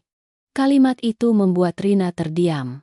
Untuk pertama kalinya dia mulai memikirkan kemungkinan paling menakutkan. Mungkinkah orang-orang itu sudah melihat masalah Nam sejak lama, tetapi tidak ingin menyembuhkannya terlalu cepat, karena selama Nam masih sakit, aliran uang dari Bapak Surya Bakti akan terus mengalir. Malam itu, Rina duduk sangat lama di kamarnya lalu mengambil pinset kecil dari laci. Itu adalah pinset yang biasa dia gunakan untuk mencabut duri atau pertolongan pertama sederhana. Dia menatapnya. Sangat lama lalu, gemetar menyimpannya kembali. Dia takut. Benar-benar sangat takut. Tetapi jauh di dalam hatinya Rina tahu satu hal. Jika dia terus diam, mungkin Nam akan terus hidup dalam kesakitan bertahun-tahun lagi. Dan jika suatu hari terjadi sesuatu yang lebih buruk, dia tidak akan pernah memaafkan dirinya sendiri. Untuk pertama kalinya sejak menginjakkan kaki di villa itu, Rina mulai memikirkan untuk menyelamatkan anak itu sendiri. Meskipun hal itu bisa membuat hidupnya jatuh ke jurang. Malam itu, langit Jakarta, hujan sangat deras. Hembusan angin kencang menghantam pepohonan di halaman membuat jendela bergetar pelan. Seluruh villa tenggelam dalam kegelapan dan keheningan yang familiar. Bapak Surya Bakti sudah terbang ke Bandung sejak sore untuk menyelesaikan pekerjaan sehingga di rumah hanya ada asisten rumah tangga dan Ibu Siti pengurus rumah tangga. Setelah pukul 11 malam, semua orang satu persatu kembali ke kamar istirahat. Koridor yang luas menjadi sepi sampai membuat merinding. Rina belum tidur. Dia duduk sendirian di tepi tempat tidur di kamar kecil di belakang rumah. Kedua tangannya menggenggam erat. Pinset kecil yang sudah disterilkan diletakkan tepat di sampingnya membuat jantungnya berdebar kencang. Selama berhari-hari, pikiran untuk menyelamatkan Nam tidak pernah lepas dari benaknya. Tetapi semakin dekat dengan keputusan akhir, dia semakin takut. Bagaimana jika dia salah? Bagaimana jika dia melukai Nam? Hanya dengan memikirkan akibatnya saja sudah cukup membuat Rina merinding. Tetapi kemudian tepat saat itu, dari luar koridor tiba-tiba terdengar suara sangat pelan. Seperti ada sesuatu yang baru saja jatuh ke lantai. Rina terkejut bangkit. Awalnya dia mengira salah dengar. Tetapi segera setelah itu terdengar suara benturan kecil lagi dari lantai 2. Entah mengapa firasat membuat Rina segera berlari keluar. Koridor panjang gelap gulita. Hanya ada cahaya lampu kuning redup yang jatuh di lantai batu yang dingin. Rina melangkah sangat cepat mengikuti arah suara lalu tiba-tiba terdiam kaku ketika melihat Nam sedang meringkuk di lantai dekat tangga. Anak itu memegangi kepalanya erat-erat. Seluruh tubuhnya gemetar karena sakit. Wajahnya pucat pasi.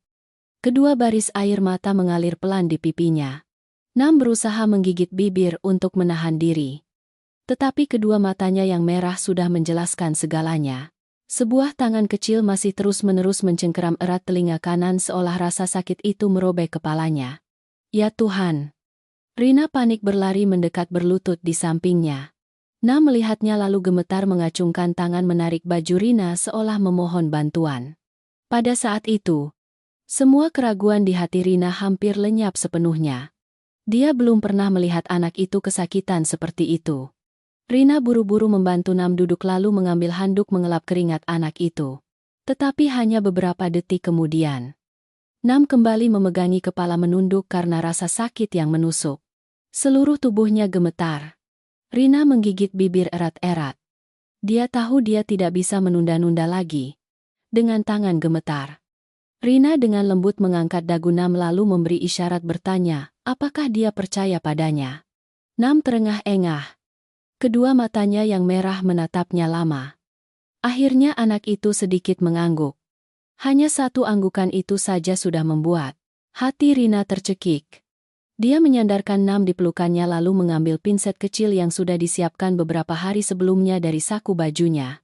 Pada saat melihat benda itu, kedua tangan Rina mulai gemetar lebih kuat. Dia belum pernah melakukan hal seberani ini dalam hidupnya. Di luar hujan masih deras.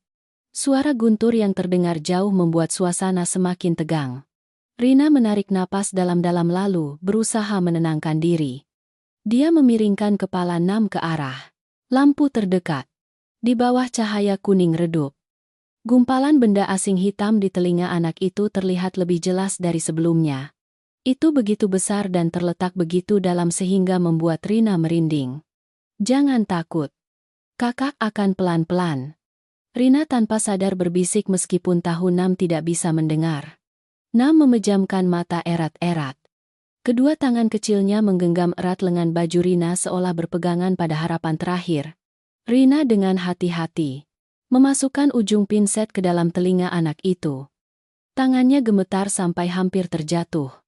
Keringat mulai membanjiri dahinya meskipun cuaca dingin. Hanya dengan salah sedikit saja bisa membuat Nam terluka parah. Pada saat ujung pinset menyentuh gumpalan benda asing itu, Rina merasakan sesuatu yang sangat keras dan menempel erat di dalamnya. Jantungnya berdebar kencang sampai rasanya seperti akan melompat keluar dari dadanya. Dia perlahan mencoba menariknya. Gumpalan benda asing itu hampir tidak bergerak. Nam segera meringis kesakitan. Seluruh tubuhnya menegang. Rina segera berhenti lalu menarik napas dalam-dalam berusaha menenangkan diri. Dia tahu dia hanya memiliki satu kesempatan. Di luar, suara hujan masih deras seolah ingin menenggelamkan segalanya. Rina buru-buru mengelap keringat di tangannya lalu mencoba lagi. Kali ini dia memutar ujung pinset sedikit. Berusaha menemukan titik pegangan yang lebih kuat. Ketika merasakan gumpalan benda asing itu sedikit bergerak, dia lalu menariknya keluar dengan sangat pelan. Perasaan berat dan lengket membuat tangan Rina gemetar hebat. Lalu tiba-tiba gumpalan benda asing itu terlepas keluar. Rina terdiam kaku melihat benda yang ada di ujung pinsetnya. Itu adalah gumpalan kotoran telinga abnormal yang sangat besar. Hitam pekat dan keras seperti batu. Seolah sudah ada selama bertahun-tahun. Bersamaan dengan itu, Nam tiba-tiba terkejut melebarkan matanya. Anak itu melepaskan tangan dari telinganya lalu menatap bingung sekitarnya. 1 detik. 2 detik. Lalu mata Nam semakin melebar, seolah tidak percaya dengan apa yang baru saja dia rasakan. Dia perlahan memutar kepalanya ke arah jam yang tergantung di ujung koridor. Wajahnya membeku karena terkejut. Jam itu masih berdetak teratur seperti setiap hari. Tetapi kali ini Nam sudah mendengar. Anak itu gemetar mengangkat tangan ke telinganya lalu menatap Rina dengan tatapan panik bercampur terkejut. Bibirnya sedikit terbuka seolah ingin mengatakan sesuatu. Rina menahan napas menatap Nam. Jantungnya berdebar kencang. Lalu tiba-tiba Nam mengeluarkan suara yang sangat kecil dan serak. Itu adalah suara pertama sepanjang 8 tahun hidupnya. Tik. Rina terdiam beberapa detik lalu langsung menangis. Nam juga terkesiap karena suaranya sendiri. Dia menyentuh tenggorokannya seolah tidak percaya apa yang sedang terjadi. Matanya dipenuhi kebingungan, ketakutan, dan kebahagiaan sekaligus. Rina memeluk erat anak itu. Air mata mengalir deras. Kamu bisa dengar? Nam. Kamu bisa dengar? Nam gemetar di pelukannya. Dia mulai mendengar suara hujan di luar. Suara angin yang menderu melalui jendela. Suara jarum jam yang berdetak. Dan juga suara isak tangis Rina. Sebuah dunia baru yang sama sekali baru-baru saja terbuka di depan anak itu. Tetapi tepat pada saat itu, dari ujung koridor, tiba-tiba terdengar suara langkah kaki yang tergesa-gesa. Rina terkejut berbalik. Bapak Surya Bakti sedang berdiri terdiam kaku di puncak tangga. Wajahnya pucat pasi ketika melihat Nam dalam pelukan Rina bersama pinset berlumuran darah di tangan Rina. Dan kemudian tatapannya berhenti pada gumpalan benda asing hitam pekat yang tergeletak di lantai. Bapak Surya Bakti berdiri terdiam kaku di ujung koridor. Seluruh tubuhnya kaku seolah tidak percaya pada pemandangan di depannya. Setelan jas yang dikenakannya masih basah karena air hujan karena baru saja pulang di tengah malam. Penerbangan dari Bandung tertunda karena cuaca buruk sehingga dia pulang lebih lambat dari jadwal. Tetapi hal yang paling tidak dia duga adalah begitu masuk ke rumah. Hal pertama yang dilihatnya adalah putranya sedang duduk di lantai dalam pelukan Rina. Dan di sampingnya ada pinset berlumuran darah bersama gumpalan hitam, mengerikan yang baru saja dikeluarkan dari telinga anak. Itu, tatapan Bapak Surya Bakti langsung menjadi tajam. Apa yang kamu lakukan pada anakku?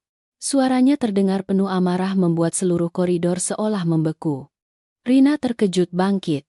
Wajahnya pucat pasi karena ketakutan. Tuan, saya. Tetapi Bapak Surya Bakti tidak membiarkannya menyelesaikan kalimatnya. Dia berlari mendekat menarik kuat. Nam ke arahnya lalu memeriksa seluruh tubuh putranya seolah takut dia terluka. Nam, kamu tidak apa-apa. Kedua tangannya gemetar. Nam saat ini masih dalam keadaan sangat terkejut.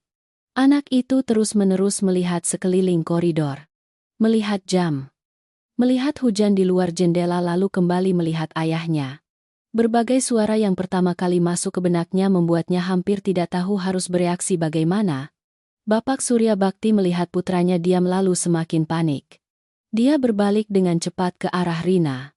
Tatapannya penuh amarah. Kamu gila ya? Siapa yang mengizinkanmu menyentuh anakku?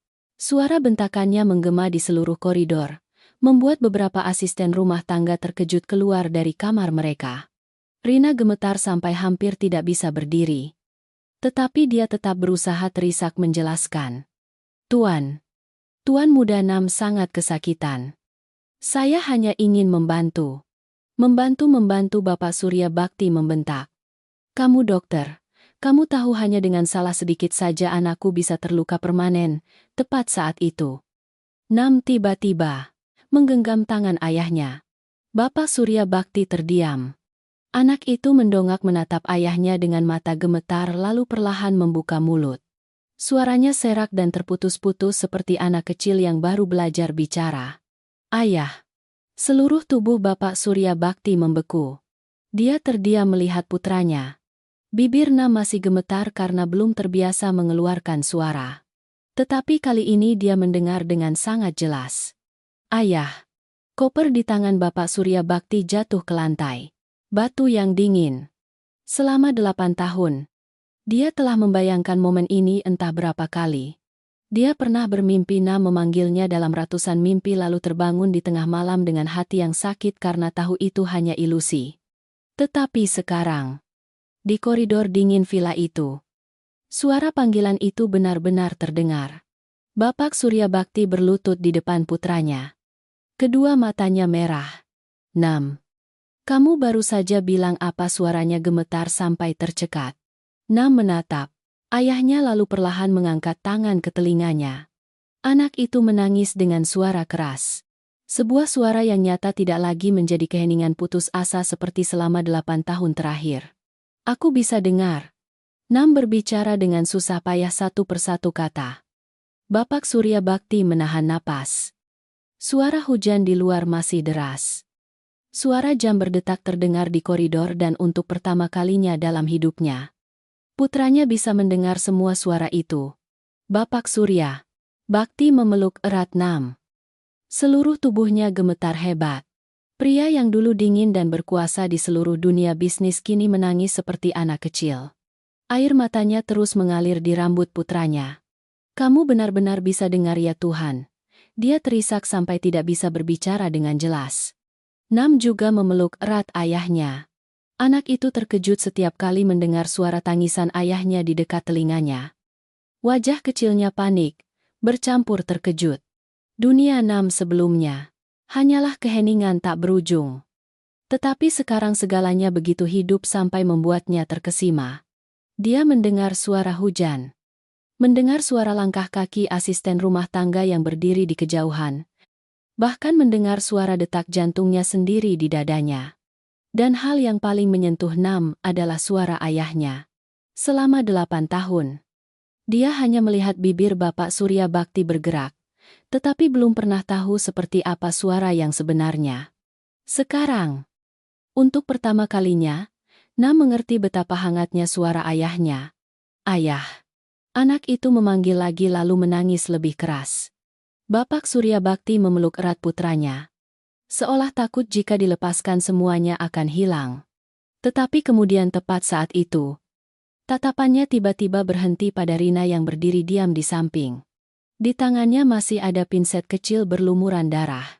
Di lantai ada gumpalan benda asing hitam pekat yang baru saja dikeluarkan dari telinga Nam. Keterkejutan dalam dirinya perlahan berubah menjadi kebingungan. Bapak Surya Bakti melepaskan Nam lalu perlahan mengambil gumpalan hitam itu untuk dilihat. Wajahnya semakin pucat. Ini apa? Rina menjawab dengan suara gemetar. Saya rasa itu sudah ada di telinga Tuan Muda Nam sangat lama. Bapak Surya Bakti terdiam kaku melihat benda di tangannya.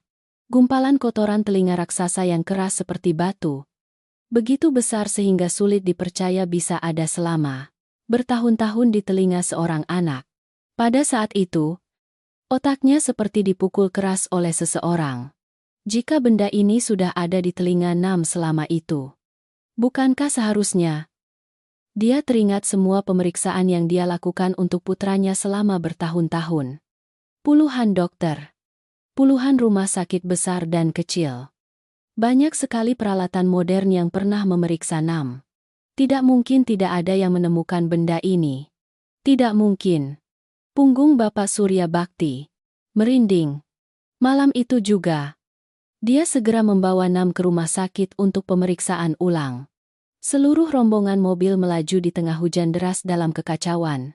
Rina juga dibawa serta karena Bapak Surya Bakti perlu tahu persis apa yang telah dia lakukan. Di ruang gawat darurat, para dokter dengan cepat memeriksa telinga Nam. Setelah hampir 1 jam, seorang dokter tua keluar dengan wajah penuh ketidakpercayaan. Sungguh tidak terbayangkan, gumamnya. Bapak Surya Bakti segera bangkit. Bagaimana kondisi anak saya? Dokter itu menatapnya lalu perlahan berkata. Telinga anak itu sebelumnya tersumbat oleh gumpalan kotoran telinga tua yang sangat besar. Setelah dikeluarkan, kemampuan pendengarannya pulih secara signifikan. Bapak Surya Bakti terdiam kaku. Maksud Anda anak saya tidak tuli bawaan? Dokter itu terdiam beberapa detik lalu sedikit menghela napas. Mungkin awalnya pendengaran anak itu lebih lemah dari normal. Tetapi hal yang memperparah kondisinya selama bertahun-tahun adalah sumbatan itu. Seluruh tubuh Bapak Surya Bakti gemetar. 8 tahun. Selama 8 tahun, dia membawa putranya berkeliling untuk berobat. Menghabiskan begitu banyak uang dan harapan. Padahal penyebab sebenarnya sudah ada di telinga Nam sejak awal. Hal yang paling menakutkan adalah sangat mungkin sudah ada yang tahu hal ini sejak lama. Setelah mendengar dokter mengkonfirmasi bahwa penyebab Nam kehilangan pendengaran selama bertahun-tahun terkait dengan sumbatan di telinganya, Bapak Surya Bakti hampir tidak bisa berdiri tegak. Pria yang pernah melewati begitu banyak badai di dunia bisnis kini hanya bisa duduk terdiam di kursi di koridor rumah sakit. Kedua tangannya memegangi kepala erat-erat. Di benaknya saat itu hanya ada satu pertanyaan. Jika masalah ini bisa diselesaikan sejak dulu, lalu selama 8 tahun itu apa yang harus diderita? Putranya hujan di luar masih deras. Koridor rumah sakit terang benderang dengan lampu tetapi udaranya dingin sampai sulit bernapas. Rina berdiri tidak jauh dari sana. Wajahnya masih pucat karena khawatir. Sejak masuk rumah sakit sampai sekarang, dia hampir tidak berani berbicara lagi. Dia tahu Bapak Surya Bakti sedang sangat terguncang dan dia sendiri juga belum sepenuhnya tenang setelah kejadian yang baru saja terjadi. Nam saat ini sedang diperiksa lebih lanjut oleh para dokter di dalam kamar. Kadang-kadang dari dalam terdengar suara obrolan yang sangat kecil. Suara alat medis beradu. Dan juga suara polos anak itu. Hanya dengan mendengar suara itu saja, hati Bapak Surya Bakti kembali sakit. 8 tahun. Selama 8 tahun, dia telah membawa putranya berkeliling untuk berobat. Dari rumah sakit ini ke ahli lainnya. Begitu banyak uang, harapan, dan juga air mata telah dicurahkan dalam perjalanan itu.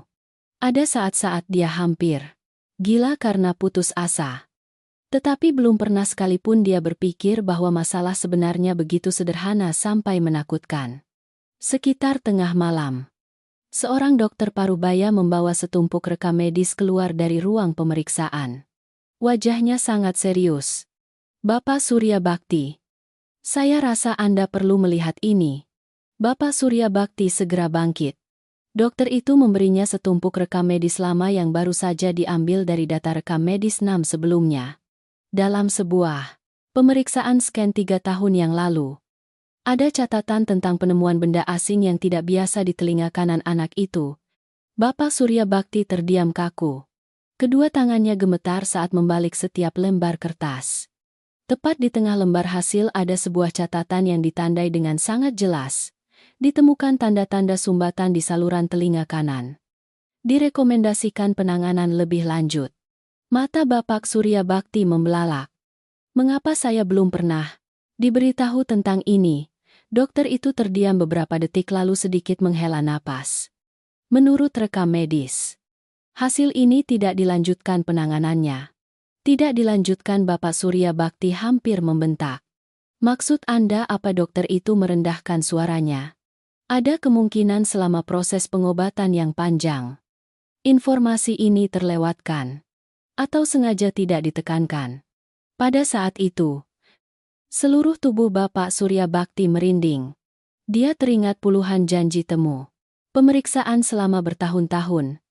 Teringat para dokter terkenal yang selalu menggelengkan kepala dengan penuh penyesalan. Teringat jumlah uang besar yang dia keluarkan hanya untuk mendapatkan beberapa kalimat putus asa. Bagaimana jika mereka semua tahu tentang ini sejak dulu? Bagaimana jika mereka melihat sumbatan itu tetapi tetap melanjutkan pengobatan? Pikiran itu membuat Bapak Surya Bakti mual. Dia menggenggam erat rekam medis itu sampai jari-jarinya memutih. Di benaknya muncul bayangan Nam yang kesakitan memegangi telinga selama bertahun-tahun. Sementara dia, sang ayah, sepenuhnya mempercayai para dokter itu tanpa menyadari putranya dibiarkan menderita. Untuk pertama kalinya setelah bertahun-tahun, dia merasa dirinya gagal total. Tepat saat itu, pintu kamar pasien terbuka. Nam keluar bersama seorang perawat wanita. Anak itu berjalan pelan. Matanya masih dipenuhi keterkejutan terhadap dunia suara di sekitarnya. Begitu melihat ayahnya, Nam segera berlari mendekat. Ayah panggilan itu kali ini jauh lebih jelas dari sebelumnya. Bapak Surya Bakti hampir menangis segera. Dia berlutut memeluk erat putranya. Nam tersenyum tetapi air matanya terus mengalir. Aku dengar suara langkah kaki ayah. Anak itu berbicara dengan kata-kata yang masih cadel. Aku dengar suara hujan juga. Bapak Surya Bakti memeluk erat putranya. Air mata mengalir deras di bahu anak itu. Selama 8 tahun. Dia telah menunggu momen ini sampai putus asa. Nam mendongak menatap ayahnya lalu tiba-tiba bertanya dengan suara sangat kecil. Ayah, kenapa dulu aku tidak bisa dengar? Pertanyaan polos itu membuat Bapak Surya Bakti terdiam kaku. Dia tidak tahu harus menjawab bagaimana. Di belakangnya, Rina masih berdiri diam sejak tadi. Dia menunduk seolah bersiap menerima kemarahan kapan saja. Meskipun Nam sudah bisa mendengar, dia tetap percaya bahwa dia bisa dipecat atau bertanggung jawab karena campur tangan secara pribadi. Tetapi hal yang terjadi setelah itu membuat semua orang terkesiap. Bapak Surya Bakti perlahan bangkit lalu berbalik menatap Rina. Tatapannya saat ini tidak lagi memiliki kemarahan seperti awalnya. Hanya tersisa rasa sakit, syukur, dan juga penyesalan. Dia melangkah pelan ke arah Rina. Rina panik menunduk. Tuan, saya minta maaf. Saya benar-benar hanya ingin membantu Tuan Muda Nam. Tetapi belum sempat menyelesaikan kalimatnya. Dia terdiam kaku ketika melihat Bapak Surya Bakti menunduk di depannya. Yang harus minta maaf adalah saya. Rina terkesiap. Suara Bapak Surya Bakti serak. Saya terlalu banyak mempercayai orang lain tanpa menyadari apa yang sebenarnya dibutuhkan anak saya. Dia menatap Nam lalu terisak. Dan kamu? Hanya seorang gadis biasa, tetapi justru satu-satunya yang benar-benar melihat penderitaan anak itu. Rina berdiri terdiam kaku. Kedua, matanya merah. Bapak Surya Bakti menunduk lebih rendah lagi. Terima kasih sudah menyelamatkan anak saya. Pada saat itu, Rina menangis. Begitu banyak tekanan, ketakutan, dan ketegangan selama ini seolah pecah bersamaan. Dia belum pernah menyangka pria yang berkuasa itu bisa mengatakan hal seperti itu kepadanya. Nam saat ini tiba-tiba berlari memeluk Rina. Aku dengar suara kakak anak itu tersenyum sambil menangis. Suara kakak lembut sekali. Mendengar kalimat itu, Rina tidak bisa menahan air matanya lagi. Di luar, hujan juga berangsur reda. Keesokan paginya, berita tentang pemulihan kemampuan pendengaran putra Bapak Surya Bakti yang mengejutkan membuat seluruh villa gempar. Para pekerja di rumah itu semua terkesima ketika untuk pertama kalinya mendengar tawa Nam yang sesungguhnya menggema di seluruh koridor. Sementara Bapak Surya Bakti setelah semua yang terjadi telah membuka kembali ruang musik yang dulu sangat disukai istrinya. Selama bertahun-tahun, ruangan itu selalu terkunci karena dia tidak tahan mendengar suara sementara putranya hidup dalam keheningan. Tetapi hari ini berbeda. Nam duduk di tengah ruangan itu, mendengarkan suara piano yang pertama kali terdengar dalam hidupnya. Anak itu menangis sambil tersenyum. Matanya berbinar penuh kebahagiaan. Bapak Surya Bakti berdiri di belakang menatap putranya lalu sedikit menoleh ke Rina. Untuk pertama kalinya setelah 8 tahun yang panjang, villa itu tidak lagi tenggelam dalam keheningan. Dan dia mengerti bahwa kadang-kadang keajaiban tidak datang dari hal-hal mahal atau kekuasaan besar. Itu datang dari kebaikan hati seorang manusia biasa yang berani mencintai dan berani melakukan hal yang benar. Cerita ini mengajarkan kita bahwa kadang-kadang hal yang paling berharga tidak terletak pada uang atau kekuasaan melainkan pada perhatian tulus dan keberanian seseorang. Bapak Surya Bakti bisa menghabiskan miliaran rupiah untuk mengobati anaknya. Tetapi orang yang benar-benar menyelamatkan Nam adalah seorang gadis miskin yang tahu bagaimana mendengarkan dan memperhatikan penderitaan orang lain. Hidup kadang-kadang juga seperti itu. Ada hal-hal yang tampaknya tidak ada harapan. Hanya dengan seseorang yang cukup mencintai dan tidak menyerah, maka segalanya bisa berubah. Bersamaan dengan itu, cerita ini juga mengingatkan kita agar tidak pernah acuh. Tak acuh terhadap penderitaan orang lain. Karena kadang-kadang justru perhatian kecil kita bisa menjadi keajaiban bagi seseorang,